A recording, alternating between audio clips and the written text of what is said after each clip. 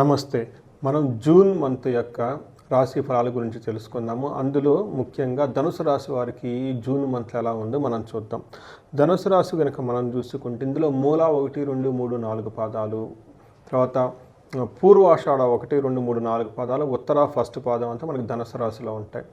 ఈ ధనుసు రాశి కనుక వారికి కనుక గ్రహస్థితి కనుక చూసుకుంటే వీళ్ళకి సూర్యుడు ప్లస్ బుధుడు మిథున రాశిలోను, మీనరాశిలో శుక్రుడు, కుంభరాశిలో వచ్చేటప్పటికి సింహరాశిలో కుజుడు ఉన్నారు. ఈ యొక్క గ్రహస్థితిని బట్టి కనుక మనం చూసుకుంటే వీళ్ళకి ఏ విధంగా ఉందో చూద్దాం. మనకి ఈ మంత్ వీళ్ళకి కొంచెం జాగ్రత్తగా ఉండవలసిన మంత్ అని మనం చెప్పుకోవాలి. ఒకటి శని వీళ్ళకి భగవానుడు 4వ ఇంట్లో ఉండటం వల్ల అర్ధాష్టమ శని ఉండటంతో వీళ్ళకి కొంచెం ఇబ్బందులు పడే అవకాశం ఎక్కువగా ఉంటుంది. కొంచెం జాగ్రత్తగా ఉండాలి.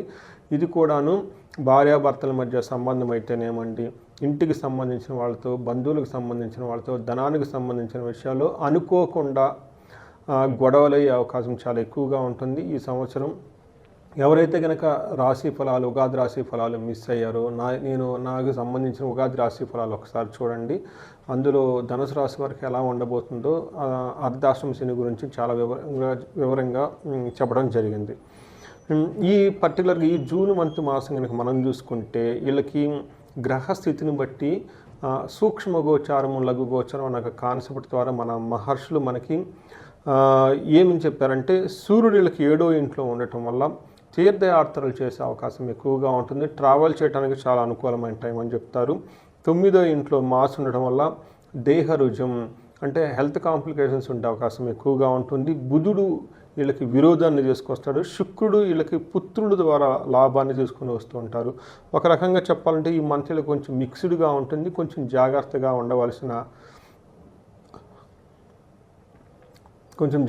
ఉండవలసిన టైం అని మనం గమనించుకోవాలి. సూర్యుడు వీళ్ళకి 7వ ఇంట్లో ఉండటం వల్ల ఏమని సూర్యుడు వీళ్ళకి 7వ ఇంట్లో ఉండటం వల్ల మనకి ఏం చెప్తారంటే, సామంత చన విద్వేష దారాపీడ సుతామయం ఉత్సాహభంగకారిణి గోచారస్తే సప్తమే రవు అని చెప్తారు. అంటే 7వ ఇంట్లో కనుక రవి ఉండటం వల్ల వీళ్ళకి సామంత జన విద్వేష అంటే వీళ్ళకి ఉందన్న ఎంప్లాయీస్ ఎవరైతే కనుక ఉంటారో, లేదంటే వీళ్ళ కింద మెయిడ్స్ కానివ్వండి, హెల్పర్స్ ఎవరైనా కనుక ఉంటారో వీళ్ళకి గొడవలు వచ్చే అవకాశం ఎక్కువగా ఉంటుంది. వాళ్ళతోటి ధారాపీడ సుతామయం అంటే భార్యతోటి, తర్వాత పిల్లలతోటి ఇబ్బందులకు గురే అవకాశం ఎక్కువగా ఉంటుంది. సంతానానికి ఆరోగ్యంగా ఉండే అవకాశం, అంతేకాకుండా ఉత్సాహభంగకారిణి ఏదైనా కనుక పని చేస్తూ ఉంటే ఈ పనిలో వేరే వాళ్ళు వచ్చి మిమ్మల్ని ఆటంకపరుస్తూ ఉంటారు. ఈ విధంగా చూసుకుంటే సూర్యుడు వీళ్ళకి అంత అనుకూలంగా ఇవ్వటం లేదు. దీంతో పాటు వీళ్ళకి టైర్డ్నెస్ ఎక్కువగా ఉంటుంది, వ్యాధులు వచ్చే అవకాశం కూడా ఎక్కువగా ఉంటుంది. సూర్యుడు 7వ ఇంట్లో ఉండటం వల్ల ఇది కొంచెం ఏమంటారంటే జాగ్రత్తగా ఉండవలసిన టైం అని చెప్పుకోవాలి. అదేవిధంగా కుజుడు కూడా వీళ్ళకి సరైన మంచి పొజిషన్లో లేడు. కుజుడు వీళ్ళకి 9వ ఇంట్లో ఉండటం వల్ల ఏమని చెప్తారంటే, ఆశనాచ ధనశూన్యం శోషణం దేహపీడనం స్థాననాశ విరోధం చ నవమస్తే ధారాసుతే. 9వ ఇంట్లో కనుక కుజుడు ఉండటం వల్ల ఏమవుతుందంటే ఆశనాచ అంటే అన్నానికి కూడా కొంచెం సరైన టయానికి భోజనం చేయకుండా ఇబ్బంది పడే విధంగా పరిస్థితి ఉంటుంది. అంతేకాకుండా ధనశూన్యం ధనం లేకుండా ఉంటారు. శోషణం దేహపీడనం టైర్డ్నెస్గా ఉండేసి శరీరం ఎండిపోయినట్లుగా ఉండేసి ఒళ్ళంతా నొప్పులుగా ఉంటుంది. అంతేకాకుండా స్థాన భ్రష్టత్వం 9వ ఇంట్లో కుజుడు ఉండటం వల్ల 11వ స్థానాన్ని 4వ స్థానాన్ని చూడటం వల్ల ఇది కొంచెం ఇబ్బంది పడే పరిస్థితి. ఇందులో స్థాన భ్రష్టత్వం, కొంచెం మందికి జాబులు పోయే అవకాశం కూడా ఎక్కువగా ఉంటుంది. లేదంటే జాబులు ప్రమోషన్స్, బాగా స్ట్రెస్ అయిన వాతావరణాన్ని వీళ్ళు ఎక్కువగా ఫేస్ చేస్తారు. అంతేకాకుండా వృధా ప్రయాణాలు, ఏదో విధంగా ప్రయాణాలు చేస్తారు, దానివల్ల మీకు ఉపయోగం అయితే ఏమీ ఉండదు. అంతేకాకుండా విపరీతమైన ఖర్చులు పెడతారు.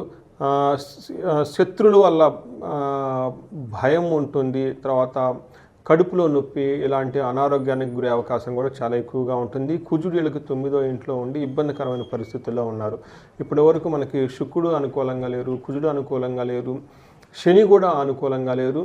రీసెంట్గా వీళ్ళకి గురువు 7వ ఇంట్లో ఉన్న విపరీత వేద వల్ల గురువు కూడాను వీళ్ళకి అంత అనుకూలమైన పరిస్థితులు లేరు. కొంచెం జాగ్రత్తగా ఉండాలి. అయితే వీళ్ళందరికంటే కూడాను శుక్రుడు వీళ్ళకి చాలా చక్కగా యోగ్యతనిస్తున్నాడు. శుక్రుడు వీళ్ళకి 5వ ఇంట్లో ఉండటం వల్ల చాలా మంచి చక్కటి ఉపయోగం వీళ్ళకి కలుగుతుంది. అది ఏ విధంగా అంటే మహర్షులు మనకి సంస్కృతంలో ఏమని చెప్తారంటే దాసీవృత్య జనలాభ నిత్యమృష్టాన్న భోజనం ధనధాన్యం అభీష్టార్థ పంచమస్తే భవేద్భృగౌ అని మనకి సంస్కృతంలో చెప్తారు. అంటే దాసీభృత్య జనలాభ అంటే ఇందాక మనం ఏం చెప్పుకున్నాం, వీళ్ళ కింద ఎంప్లాయీస్ ఎవరైనా ఉంటే వీళ్ళ మాట వినరు, వీళ్ళకి గొడవ వస్తుందని చెప్పుకున్నాం కదా.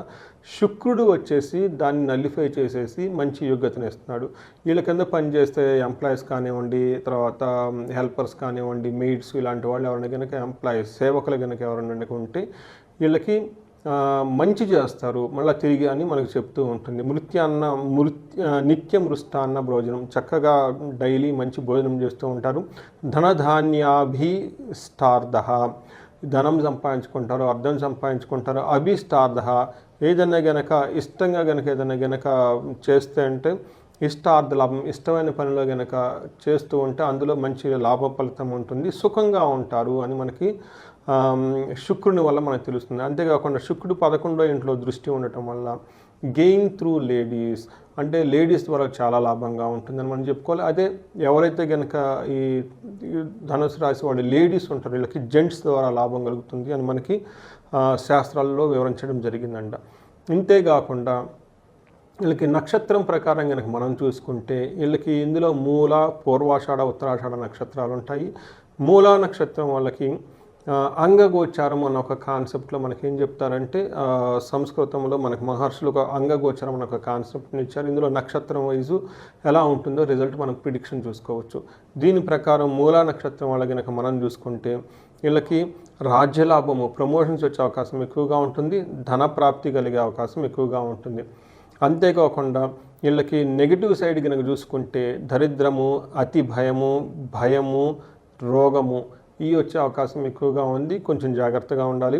పూర్వాషాఢ నక్షత్రం వీళ్ళకి లాభప్రదంగా ఉంటుంది, రాజ్య లాభము, ప్రమోషన్స్ వచ్చే అవకాశం ఎక్కువగా ఉంటుంది.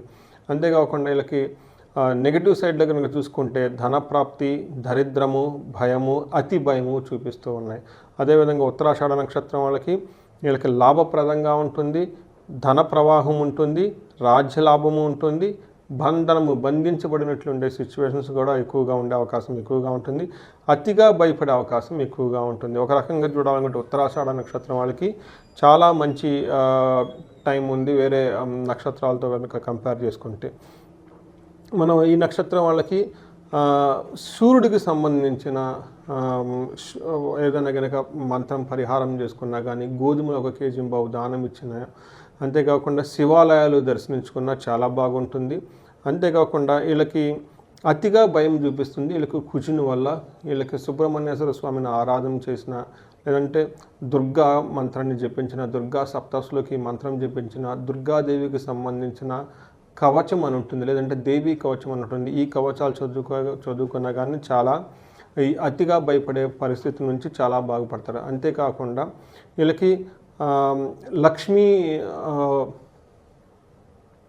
వీళ్ళకి మహాలక్ష్మి శ్రీ సూక్తంతో సంపుటీకరణ చేసిన మహాలక్ష్మి హోమాన్ని చేసుకున్నా కానీ విశేషమైన ధనలాభం ఉంటుంది.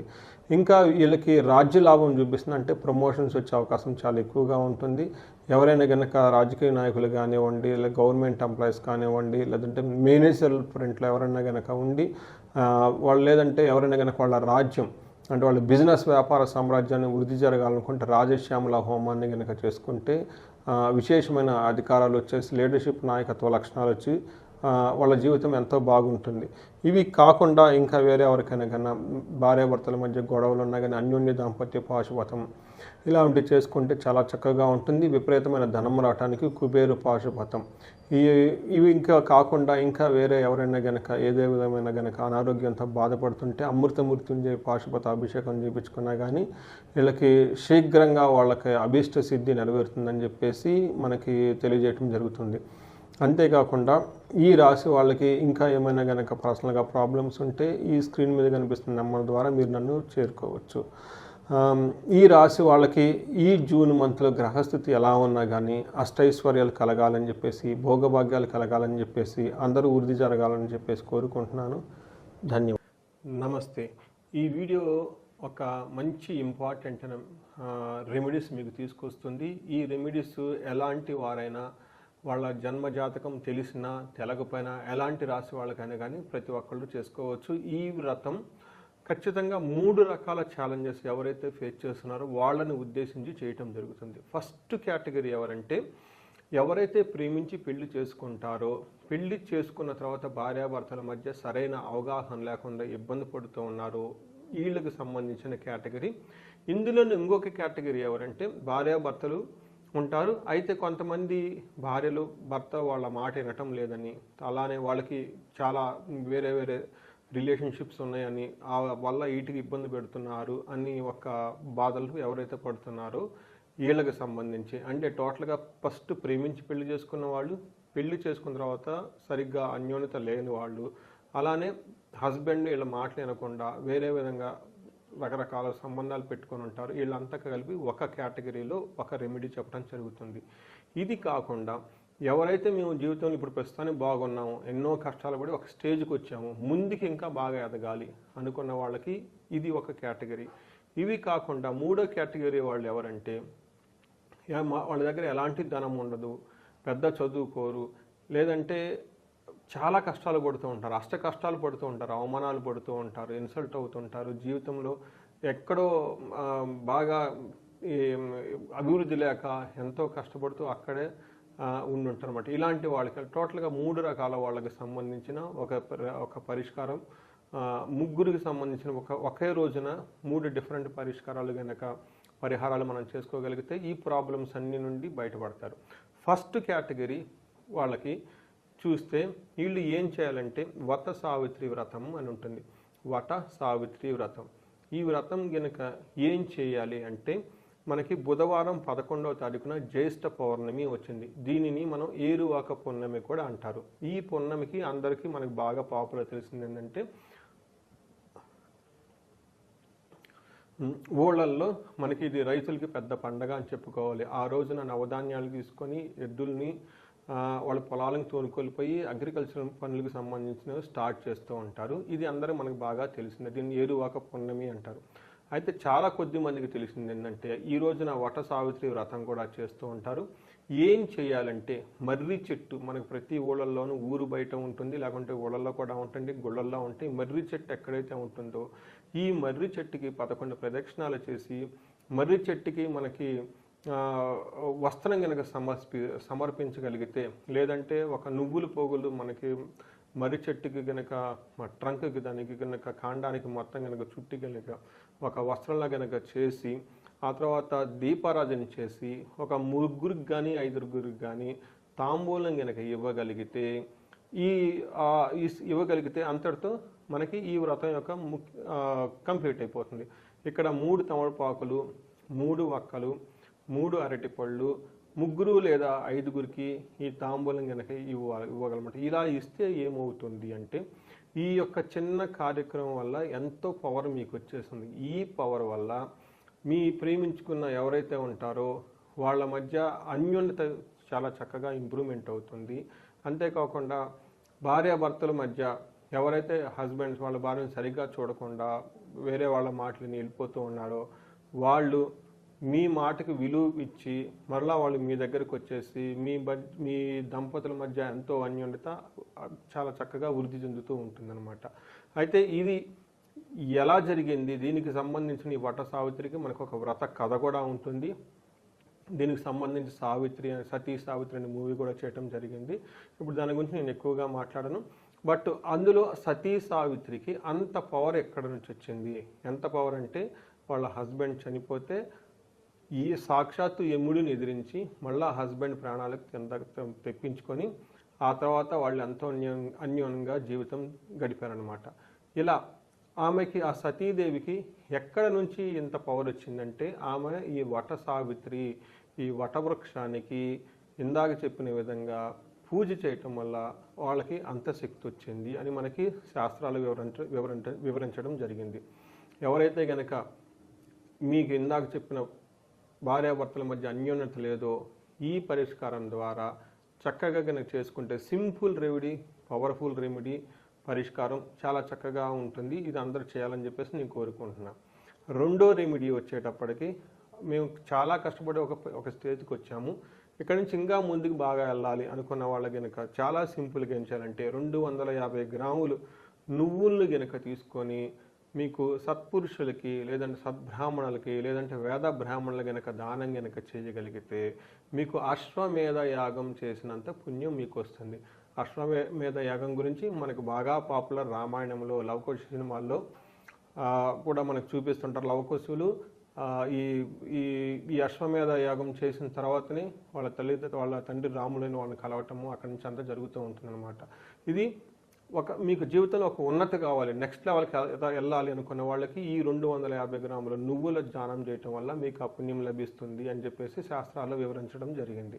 నెక్స్ట్ మూడోది, ఎవరైతే మా దగ్గర చాలా ఇబ్బందుల్లో ఉన్నాము, అనేక కష్టాలు ఉన్నాయి, అసలు జీవితంలో ఏం చేయాలో అర్థం కావట్లేదు అనుకున్న వాళ్ళకి ఆ రోజున జ్యేష్ఠ మాస పౌర్ణమి రోజున బుధవారం వస్తుంది, దీన్ని ఏరువాక పున్నమి అంటారు. ఆ రోజున మీరు గనక పాదరక్షలు దానం చేసిన, గొడుగును దానం చేసిన, విసనకర్రను దానం చేసిన, చందనాన్ని దానం చేసిన, గుర్తుపెట్టుకోండి, గొడుగు, పాదరక్షలు, చెప్పులు, అంబ్రెల్లా, విసనకర్ర, చందనము, శాండల్వుడ్ పేస్ట్ని కనుక మీరు దానం చేస్తే వీటితో మీకున్న ఈ అష్టదరిద్రాలన్నీ పోయేసి అష్టైశ్వర్యం మీ ఇంటికి వచ్చేస్తుంది అని చెప్పేసి శాస్త్రాలు వివరించడం జరిగింది. ఇవి ఒకటే రోజున, ఆ రోజున బుధవారం 11వ తారీఖు జ్యేష్ఠ పౌర్ణిమ జూన్ 2025 ఈ డేట్ గుర్తుపెట్టుకొని ఆ రోజు కనుక చేస్తే మీకు ఎంతో చాలా బాగుంటుంది. అంతేకాకుండా ఇంకొక రెమెడీ కూడా మీరు చేయొచ్చు. దీన్ని ఉదక కుంభదానం అంటారు. ఉదకం అంటే నీళ్లు, కుంభం అంటే పాత్ర అని మనం చెప్పుకోవచ్చు. ఈ రోజులో కనుక చెప్పుకుంటే మనం సింపుల్ లాంగ్వేజ్లో వాటర్ బాటిల్స్ అని చెప్పుకోవచ్చు. మీరు వాటర్ బాటిల్స్లో కనుక తీసుకొని నీటిని దానం చేసుకుంటూ వెళ్ళిపోయినా కానీ విష్ణు తత్వం వస్తుంది, విష్ణులోక ప్రాప్తి వస్తుంది అని మనకి చెప్పేసి శాస్త్రాలు వివరించడం జరిగింది.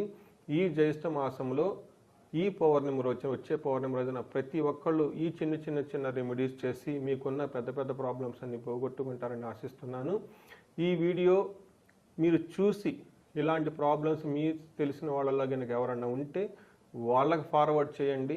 ఇన్ కేసు ఈ వీడియో చూసి వాళ్ళు కనుక అలాంటి కనుక వ్రతం చేసుకుంటే వాళ్ళకి బాగుంటుంది, వాళ్ళ సంసారాన్ని కాపాడినందుకు మీకు పుణ్యం వస్తుంది, ఇది చేసినందుకు నాకు పుణ్యం వస్తుంది, అందరూ బాగుండాలని చెప్పేసి నేను కోరుకుంటున్నాను. అయితే మీ చూసిన వాళ్ళందరికీ అష్టైశ్వర్యాలు కలగాలని చెప్పేసి, భోగభాగ్యాలు కలగాలని చెప్పేసి కోరుకుంటున్నాను. ధన్యవాదాలు.